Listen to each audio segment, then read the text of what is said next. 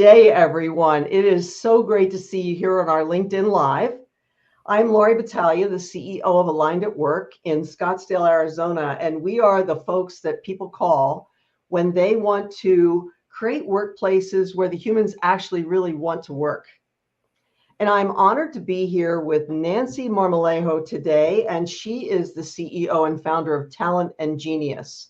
I'm going to apologize right now because I see that our video is skipping, but I believe our audio is probably just fine. So we're going to keep it going and see how we do. So Nancy, let me tell you a little bit about Nancy. She is passionate about amplifying the voices of underrepresented groups in the workplace. Organizations call her in when they need a skilled expert that can blend cultural and emotional intelligence to help their people be more effective leaders, communicators, and self-advocates. With thousands of hours of experience as a coach and facilitator, her mission is to uncover the greatness in others and transform workplace culture so that belonging and inclusion are the norm. So Nancy and I are walking, as I like to say, parallel paths. And I'm going to turn it over to her and tell us a little bit about you and Talent and Genius. Well, hi, Lori, and hi, everybody who's listening. I'm really happy to be here. I'm Nancy Marmolejo, and Lori gets 10 points for saying my last name so perfectly and beautifully. So thank you for that. I've been in business in this field for about 20 years, and in that space, really about looking to see who's not included and finding out why and creating pathways for people into the space of inclusion. And it can be many things, whether it is power structures or company cultures, whether it's communication strategies, or even people's just some of the factors that hold us back. Sometimes they could be cultural factors. Sometimes they could be just, things around our own communication style. So we have training and coaching and facilitation that helps to address those things in organizations and within leadership. And then prior to this, my first career, I was a teacher way back when in the 1900s. And so I do consider myself a teacher at heart. I love the moment when I can see that somebody is learning and growing and changing. That's what I live for. And so this area of amplifying the voices of people who are underrepresented in the workplace, when I see somebody sort of find their voice, when I see somebody realize something or have a deeper understanding, that's what I live for. So awesome. That's me in a nutshell. Yeah. And there's so many more facets to you and the work that you do. And we're going to talk about some of those today. Welcome to everybody. And if you like, you can comment in LinkedIn Live. And we've got Fawn in the background running things from the Aligned at Work team. And she will see those comments. And I believe we will probably see them here on StreamYard as well.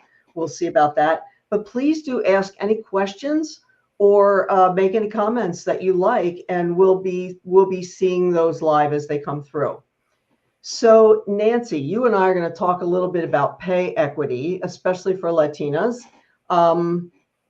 Pay equity is something that I've been engaged in that conversation for probably, well, let's see, I entered the workplace back in 1978, and with my real job, as I like to say, in banking, and had some other jobs before that. But we know that women in general have lagged men over the years. Tell us a little bit about your work with pay equity and why that's so important. Sure. And I want to frame this. There's a couple of different, lenses to look this through. Lean In organization and McKinsey have been putting out women in the workplace reports for the last 10 years. In fact, the latest one just came out this week as we're recording this, September 18th, 2024. And, there's so much room to grow. All right. We're going to start there. I'm just going to say it's not awesome. It's not awesome what's in there.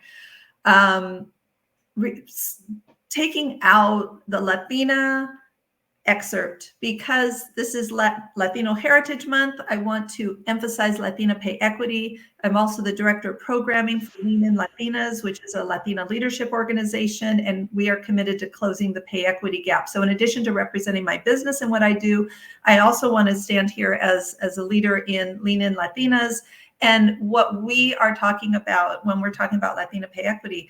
So in this Women in the Workplace report, they extracted all the data around Latinas, and they created a separate report that came out this summer, and it's called the State of Latinas in Corporate America. And when you have to kind of sit down when you're looking at this data, because it is frustrating, it is disheartening. But if you're the kind of person who loves to find solutions or say, I'm not going to let this get us down, then it's just a blueprint for the work that needs to be done. As if you want stats, 54 cents to every dollar. That's what a Latina makes in comparison to the average white male, 54 cents. Wow. This is, if you take that money and calculate it over the course of a lifetime, it's over $1 million in lost revenue. We think about, or lost income. We think about what could we do around, providing for our families, the next generation, for ourselves, buying a home, paying for college, all of the things that, you could easily put over $1 million towards. Mm-hmm. We also look at the fact that from this report, 1% of corporate executives are Latina. Wow. 4% corporate managers are Latinas. And I'm just talking about the corporate things, because Lori, you and I are both business owners. A lot of these numbers can also translate to us as entrepreneurs, just as far as, opportunities that we have for growing our businesses. So I want everyone to listen to this with your biggest perspective possible, to see how it affects all of us. Mm-hmm. Because even if you're not Latina pay equity affects you too. It affects our spending power. It affects where we can invest. It affects the kinds of jobs we can get. It affects the type of leadership skills and perspectives that Latinas bring. So there's this massive loss around pay equity. It's beyond dollars and cents. It's also around organizational change, as well as innovation and all of the tangential factors. Yeah.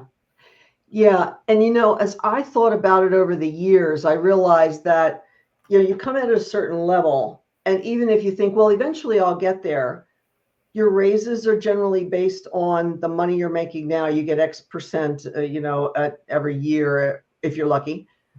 Your retirement funds may be based on that. There's bonuses that are based on that if you're in the corporate arena. And I find that women in general never learned, again, I'm going back, we never learned to negotiate to the extent that men did, or we didn't think we were supposed to. We didn't think it was like a thing that we could do and actually have progress made. I think there's been a lot done around training women and underserved communities to actually do the negotiation. But when I'm doing career coaching with my clients, I talk to them about get as much as you can as early as you can, because everything from there on out is based on what you negotiate when you walk in the door. And even though we don't feel like it, we're probably in the strongest negotiating position that we have as we are walking in the door. They're making us an offer. They want us to be there. So what do you find in the culture in general and the messages that we've received over time? What's the impact there to Latinas and the pay major gap there? In relation to negotiations? Yeah, or just I suspect it's partly not knowing you can ask, partly not asking anyway, and partly upbringing, and then let's look at the corporate system. And if I'm wrong on any of that, please do correct me. No, these are good questions, and so there's no cut and dry answer to this. So we have to look at this from different levels. We have different factors, but just to say, Latinas are some of the lowest rates of promotion in organizations. And there are so many different factors. So we have to look at the whole picture. Number one, I'm going to start from the outside, and we have biases. The biases that are against Latinas, which can be implicit biases where people are doing them and not realizing it, or they can be just overt, you know? So for example, one of them is performance bias. And let's say there's a Latina up for a promotion or a negotiation for higher pay. Somebody can say, I'm just not really sure. I'm not sure if she's manager material. I'm not, and they're basing it on something entirely subjective. It could be based on looks. It could be based on accent. It could be based on discrimination. It could be based on sexism. You know, as Latinas, I call us the queens of intersectionality. We have race, class, gender. I mean, we have all kinds of things. And even within the Latino community, we have variations of race, class, and all sorts of other, you know, I mean, it's just the never-ending Venn diagram of who we are. But we put those things together and we notice these trends. And these trends are things like Latinas are promoted less. And we have people with this type of biases saying, well, you know, they're not saying she did not meet these criteria. It's just more like, yeah, I'm not really sure. There's also the whole concept of sponsorship. And so in the corporate world, you know, somebody sponsors you and that person is helping you move forward in your career.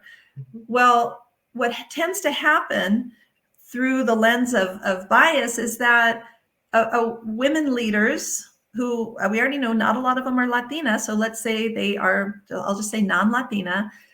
There tends to be an affinity bias of supporting people who have a shared identity. It could be, you know, you kind of talk the same way. Maybe you're from the same region. Maybe you have some, you know, you're both went to some kind of a school or you have some kind of a similar life experience. And so we have very few Latinas in high leadership. The ones who are there, it's like there's not enough to go around to support all the people that we need. So there has to be some kind of a bridge where, number one, we want more Latinas in higher leadership positions. Number two, if you're not a Latina, but you see Latinas in your world and you want to sponsor them, you have to understand cultural nuances, cultural approach, cultural factors that can keep a person from speaking up.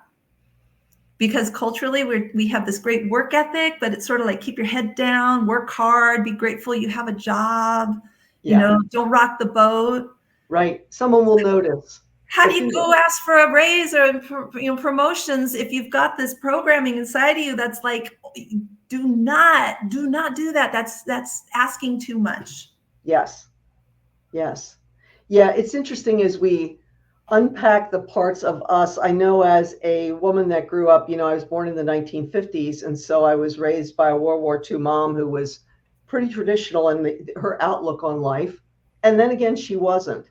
But it was, you know, be nice, be a lady. And so whenever anybody says ladies, I'm like, nope, not going there. And whenever mom said that, I was supposed to stop doing whatever it was I was doing. But my brothers didn't have to. So I've worked a long time on unpacking, like, what were the messages that I heard that caused me not to do something or caused me to do something that maybe didn't work out in my favor. So I'm glad you're bringing up that piece, because how can Latinas who are raising children now raise their daughters in a way that serves them so that we can break these barriers of, you know, 1% senior leadership, 4% management?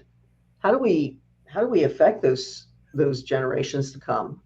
Well, you know, there's role modeling, you know, it's seeing people in a role, it's having exposure, it's knowing that that's possible.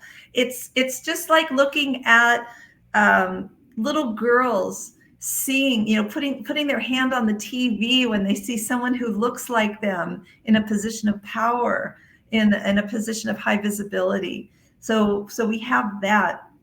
But I want to back up for a moment to what you were just talking about in your upbringing and that cultural programming and you know, gender programming that you had. If you look at say the whole Women in the Workplace report of that's the larger report that came out recently. It is, they have it segmented by race and culture. So a white woman is experiencing, let's say lower, if the pay equity gap, it affects white women, but it affects white women less than it affects Latina, Black, Asian, Right. Islander. So I think that's an important distinction that we put out there, because that's where we look at the topic of allyship. Yep. Because in some situations, you have more power, you have more voice, and the ability to advocate and stick your neck out for somebody else. Like, allyship is great. My friend Dr. Kimberly Harden wrote this book called the Allyship Challenge, and she's like, allyship is all good, let's do that, but let's step into it a little harder, and let's go for advocacy. Let's be accomplices. Like, let's raise our voices and say, this person over here needs to be seen and needs to be compensated. So I just wanted to put that out there in the ways that we can view this, because it's not like all women are not getting paid enough. It's like there are degrees within this, and Latinas are way at the bottom. We are way at the bottom. And you and I both work with Indigenous people, Indigenous organizations and things. And I believe they are as even lower or as low as Latinas. It is low. It is very low. And so the various factors, again, just whether it's not having people in your immediate environment who understand how to navigate the system. Who are my role models? Who do I know? Because how many, you can have somebody who says, oh, I got this job because my dad knew this guy, or my mom knew this person and they got me into this company, or we're going to introduce you to this person over here who's going to get you in there. Well, not everybody has access to that kind of network. Right. For a lot of people, they're the first and only. I work with a lot of people who are first and only, and they get into an organization.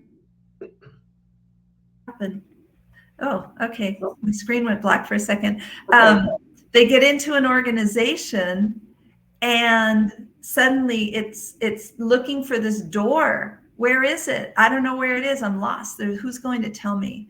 So one of the reasons why I'm so involved with Lean In Latinas is that we create that environment to connect with the people who can open the doors, to role model for each other, to share the different skills, and then also to just talk honestly about some of our cultural programming, whether it's around how women are perceived, or this type of work ethic that's saying, work hard and keep your head down and don't make waves. Yes. I didn't get the memo on that one. I had to make it. I didn't either. I actually had a leader at one point that said, people wonder why you get so many things here. Don't they know that you ask for 10 times more things than anybody else does? So your odds are better. And I think that's a lesson to be learned there. But when you were talking about walking through the door, I think it's interesting that sometimes we don't even know there is a door. And I'm running into that more as a business owner, as I build my business over the last 9 years, having been out of corporate. I knew that corporate system, I think, so well, and I could help others through it, and I could, maneuver it. And I also didn't get the sit down and shut up note. So periodically I had to go somewhere else because it's always easier to start over. So like every 5 to 8 years, I'd say. But I think that as a business owner, I'm realizing the doors I didn't know were there. How good could it be that I didn't know was there, because I was raised by people who had grown up during the Depression. And so there was always this element of having to struggle. Even if you're not struggling, you feel like you have to struggle. So I take my own experiences and go, so then what's it like if I'm a young Latina and I'm the first in my family to ever go to college, get into a corporate role? I can't go home and ask about it because my parents were, doing different kinds of jobs to keep us fed, but they don't have that background. Now what? Right. So I just want people to kind of get the breadth of that, because it's a huge factor. Well, we create very intentionally, we create community to do that. That's why we have our leadership organizations, and there are so many, and they're so important. Employee resource groups where people can get together based on or a shared life experience and really support each other. Yep. The more, I don't know. Oh, We're beginning to have audio issues. I'm not quite sure why. okay. We're gonna keep I'll just going. keep talking. But hopefully you heard what I said is just, we have to create these spaces where we can get together and have these conversations. I firmly believe in an inside out approach. So for example, this last August, we had our Lean In Latinas Take Charge conference, and as a director of programming, I get to plan the content, which is the funnest job in the world. I love it. I get to pick the speakers and, kind of design, like, what are we going to talk about? And what I do is all year long, I'm just listening. I'm listening to what people are talking about. I'm listening to the conversations we're having around, like, what's really getting to people right now. And there was a lot around just authenticity. Mm-hmm. But authenticity in the sense of, we might have been trained in my generation or older to just, follow the rules. Yes. Follow the rules. But we're saying now, it's like, make your rules. Like, don't, because those old rules, maybe we wouldn't be 1% and 4% if we hadn't followed those rules. Maybe we have to break out and do something different. And so that takes confidence, that takes community, that takes support and resources. And it takes something inside of you really has to believe, I deserve this, I can do this, and I know people who can support me through it. So there's that inside part. And then there's the skill stuff around negotiation, how to have that conversation, how to, ask for more. But you can be given a script on how to ask for more. But if deep inside you're just saying, oh, that's I'm such a liar, I don't deserve this, you will cancel out the confidence piece. So it's really, we have to do a lot. We have to look inside and work on ourselves. Yes. And we have to have the script or the format and know what to say, when to say, how to say it. Because sometimes we just need that step by, give me that step by step, and eventually I'm going to memorize it and make it my own. But help me out while I'm first out there. Well, it's what's coming up for me as you're talking about that is, early in my career, I got connected to, I was a banker, and I got connected to a group of women who taught me the ways of, you're a free agent out there. You should always have a resume in the desk, back in the days when we had paper resumes and more so than online, but always be ready to go, but then you can choose to stay. And I found that when women got together to get something done, wow, we could move the sun and the moon if we really wanted to, if you get a group of women together. And I hope that we've started to break that curse of women thinking there's not enough pie to go around and that they can't share it with one another. Because I believe that I don't necessarily do the when one person rises, we all rise, because I don't think that's actually true. I think there's inequity and there's imbalances, and I'd love to think that that's true. And I think that we should help others around us or behind us on the path or whatever. But what would you say to the women helping women kind of idea? It sounds like, Lean In is all about that, I think. I surround myself in various circles and communities where we are women supporting women.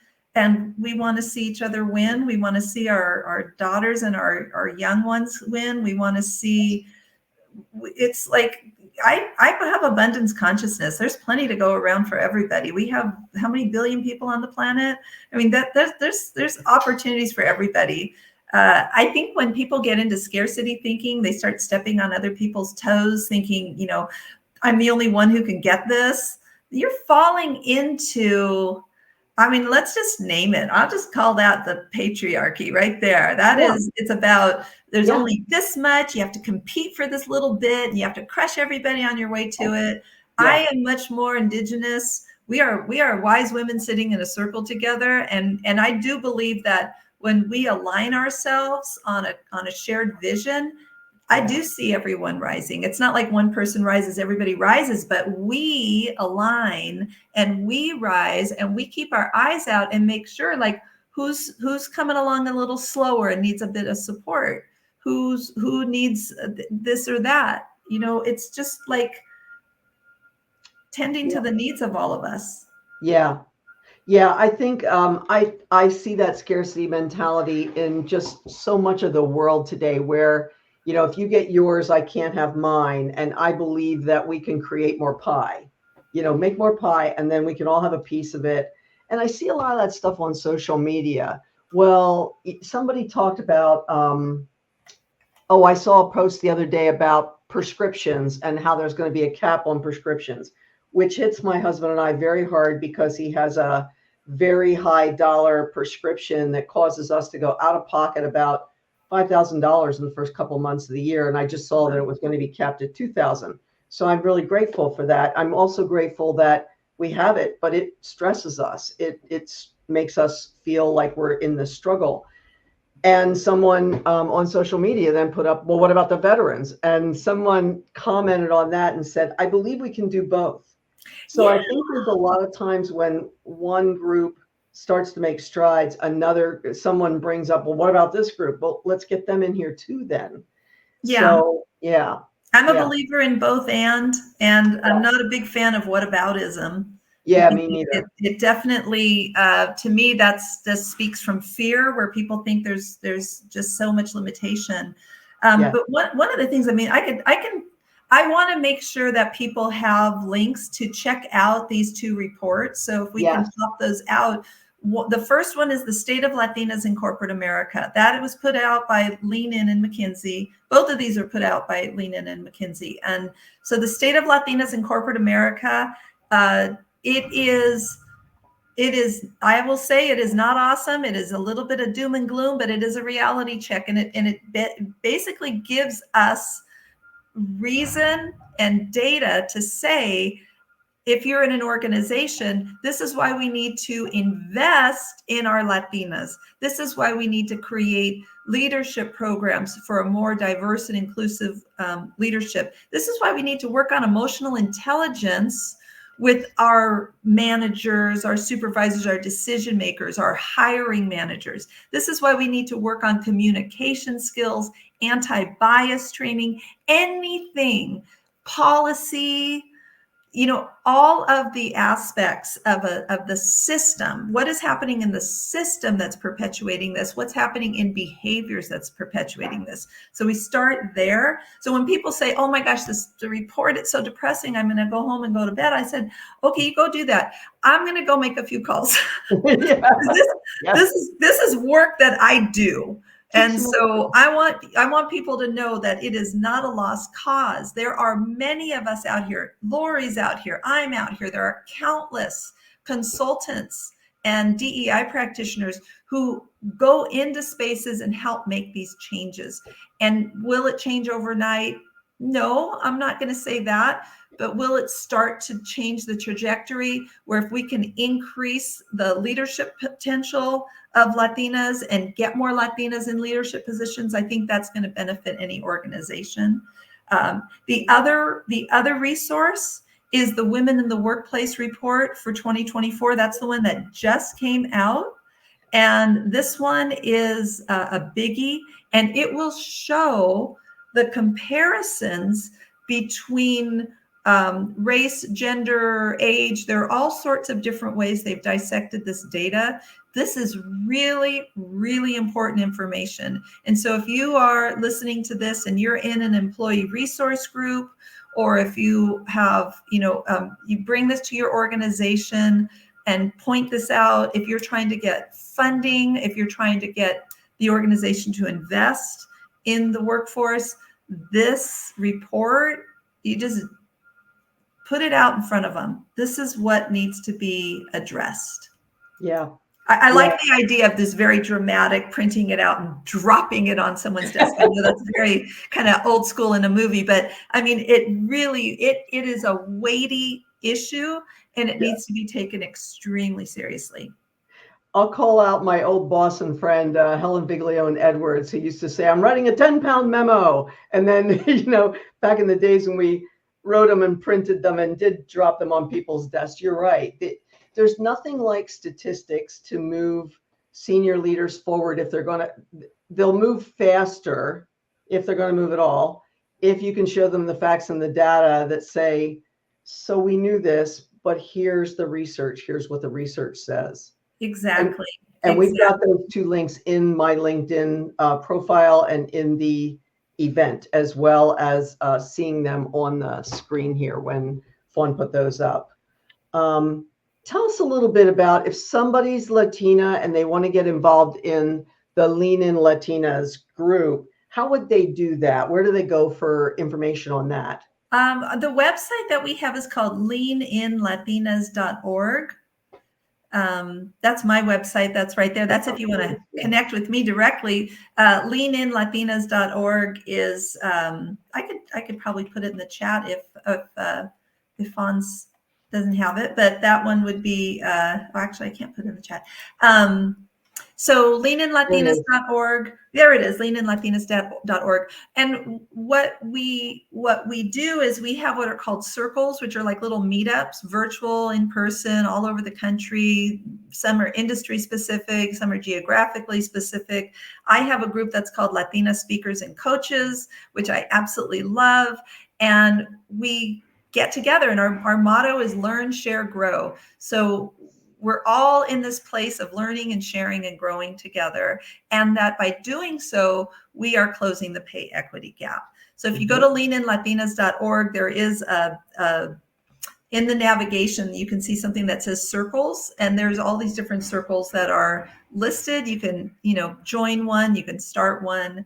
And then once a year, we have this conference. The conference is called Take Charge. This year, LinkedIn sponsored us, and we had it at their headquarters, and that was really fun. In fact, we doubled our conference this year. We tripled the amount of speakers that we have. We had panel discussions on breaking the mold and just like writing your own rules. I love that one. It was like all millennials, and they were just like, yay. One boomer, all millennials, and the rest were millennials. And then we had one on negotiations. We had these really inspiring keynote speakers just telling the raw story of their lives and where they are now. We had people talking about leadership, kind of identity and belonging. And then we had career strategies like, we were at LinkedIn. So of course we had to talk about how to make your LinkedIn profile look good. So, and we're here on LinkedIn doing this thing. So all of those things together, it's not just one thing. It's not just like, I'm going to tell you what to say in negotiation. It's like, I'm going to tell you what to say in negotiation, but I'm also going to work with you on identity and any of those things underneath the surface that could be holding your voice back. Yes. Yes. And I think that for so many years, so many underrepresented folks, whether it's women in general or specific groups of people, have had to code switch in case somebody doesn't, or cover. They had to pretend to be something they weren't. They had to cover their true identities. They had to show up in a white man's world. I know for me, thankfully, I like my hair short, but I had my plethora of pinstripe suits back in the day when I was getting started with my career in the 1980s and things. If I looked like the guys, all the better. But I had to do it with a skirt and heels on because when I tried to wear pants, I was also talked to about that. So for years, there's been this covering code switching. I think it's so important for people to show up as who they really are. I think the world is more ready for it, but not everybody in the world is ready for it. And that's a thing that we need to break over time, I believe. Yeah, definitely. And it's just it also changes, it could be regional, it could be industry. There's certain industries that they're like, hey, somebody can have an office in one city. Like I'm in the Bay Area. I have a client who has an office in San Francisco and an office in another city, a smaller city down the way.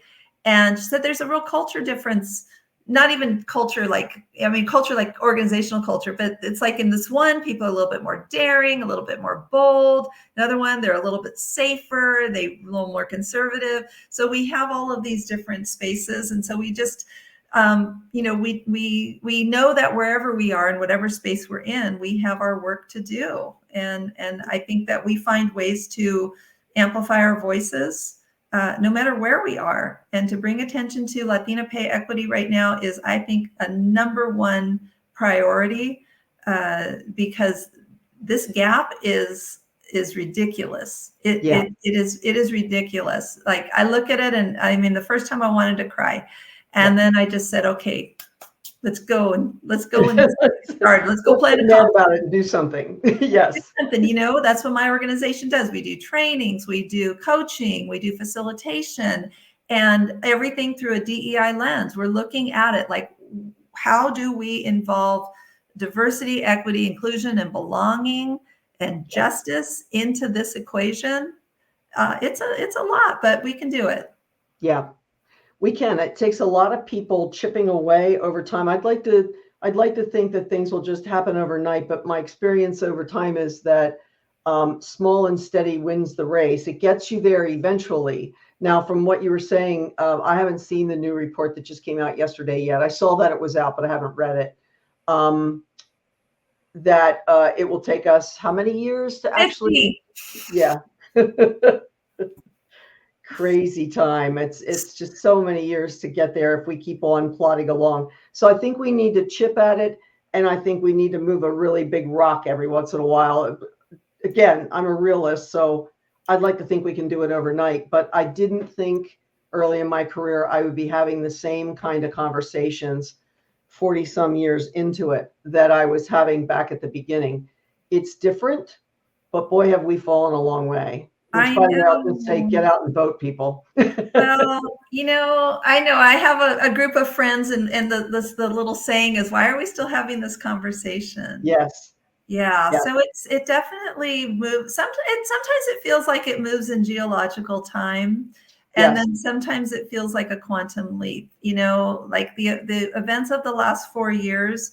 We had it's been kind of weird. It's been a little boomerangy out here in the DEI world, but there was a great opening 4 years ago, sparked by the tragic killing of George Floyd. Yes. And it sparked a international conversation around race and justice and inequities. Indeed, well, yes. The toothpaste is out of the tube. Even though there are people who are backstepping their commitment to DEI, the conversation is still out there. The facts are still out there. And so we can't let some of the stuff that's the chatter get to us. We have to stay focused on this. Yeah, 100% agree. And I think it's kind of interesting because I'm always like future focused, always have been. And if you're not putting diversity, equity, inclusion, belonging factors into your leadership style, you are already outdated. And next generations coming in, Gen Z, Gen Alpha, are expecting us to be more diverse and inclusive and equitable so that they can feel like they belong there. Because I don't think they do at this point feel like they belong there. And then that means people don't stick. They don't stay around for the organizations. It's a self-defeating thing and a reactionary thing to just, shut down your DEI team or some of the other things I've seen going. But I have seen that just as many, if not more, organizations are taking a strong stand, or they're just doing it quietly. They're just like, yep, nothing's changed here. We're still going at it the same way we've gone at it before. We're not going to react to, the biases in the world. We're going to do the right thing. So I'm hopeful. Talk to me a little bit before we have to go, because we're coming down the home stretch. Talk a little bit about how you work with leaders that know they have an issue in their organization, that maybe there aren't enough Latinas in general in leadership, let alone senior leadership.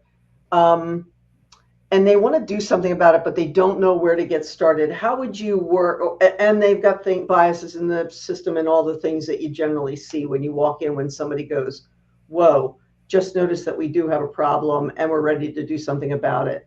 How do you work with them? Well, first, we just ask a lot of questions and we listen. There are, through various assessments and, needs assessments, and just finding out what's really happening. Where are the barriers that are preventing? If you're saying we don't have any Latinas in our organization, come fix us. Well, that's not necessarily the presenting problem. The presenting is why.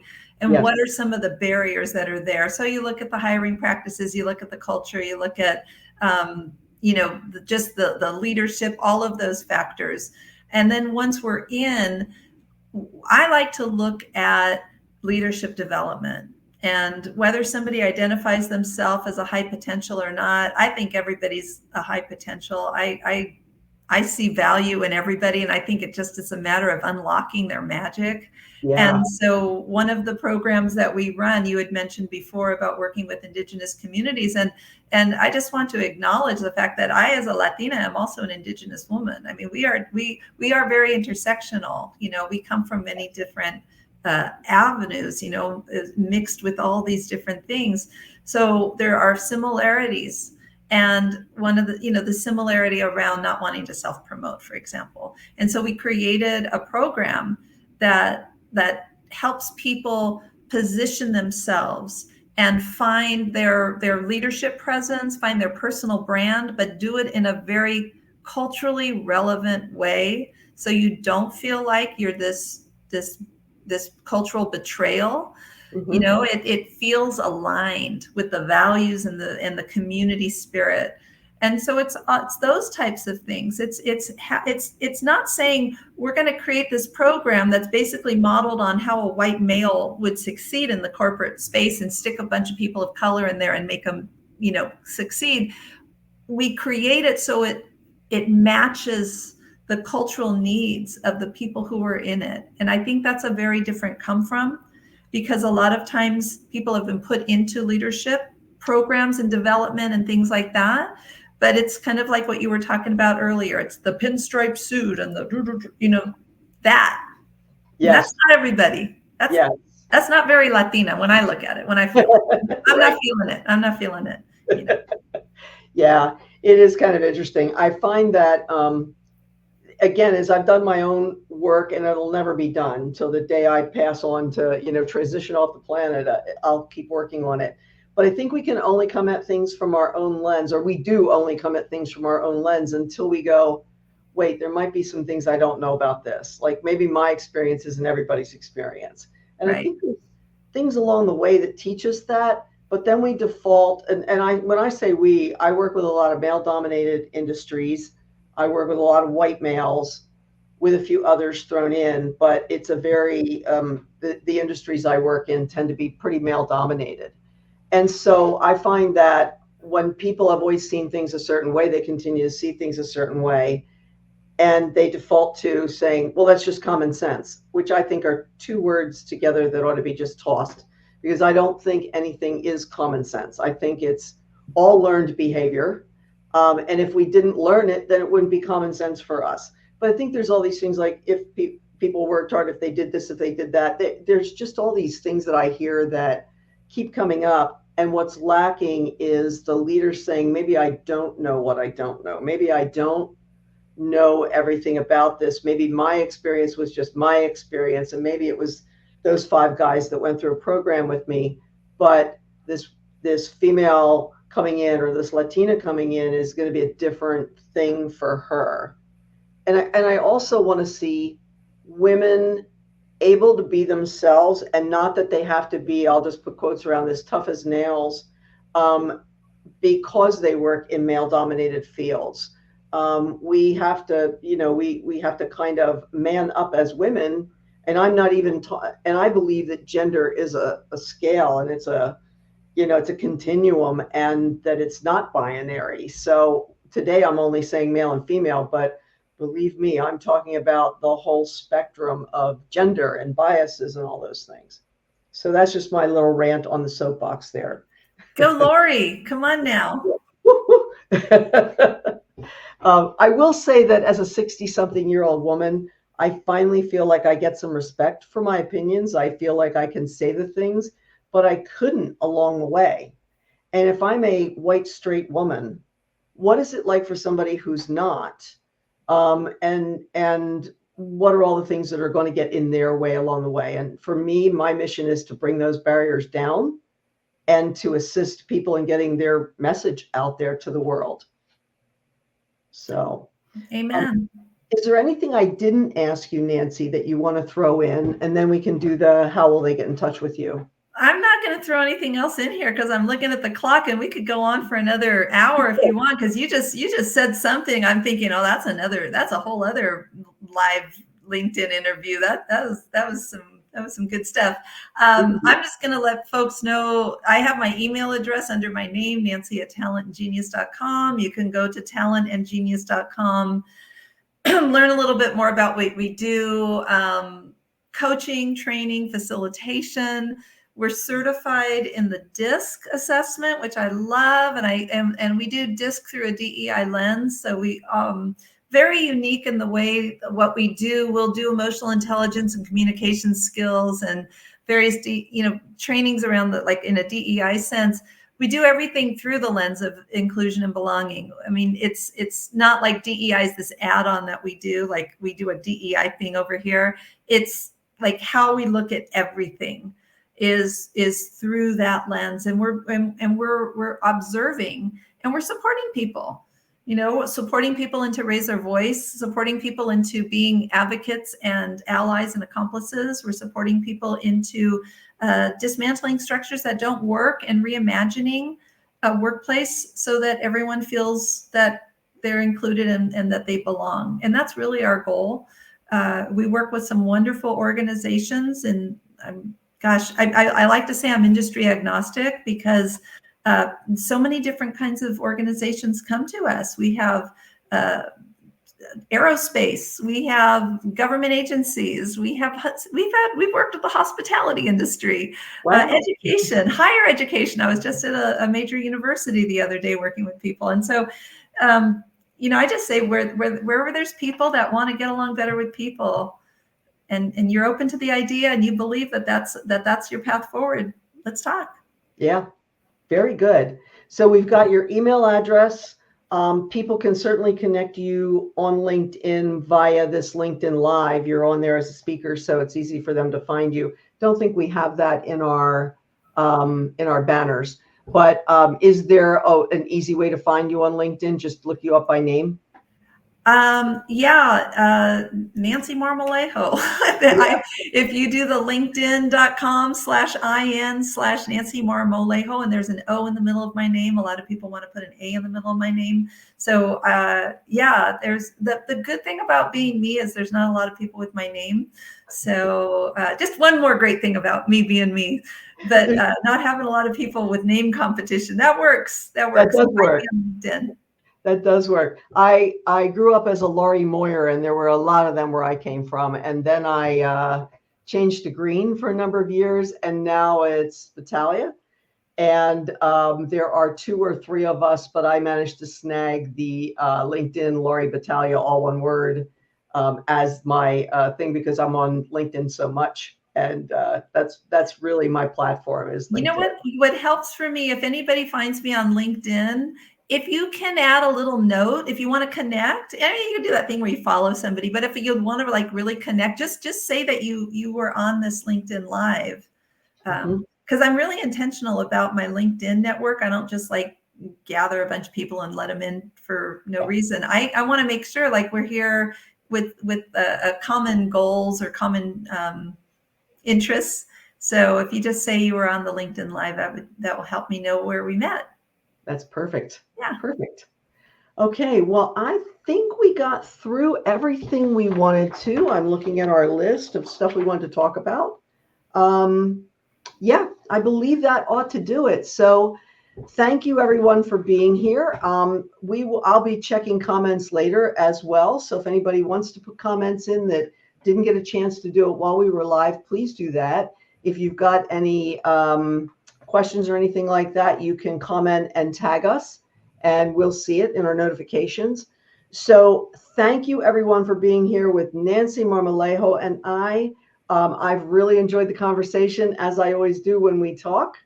And here's to having a great day and a great rest of your week, everyone. And welcome to fall. I guess we're getting there this weekend. Thank you.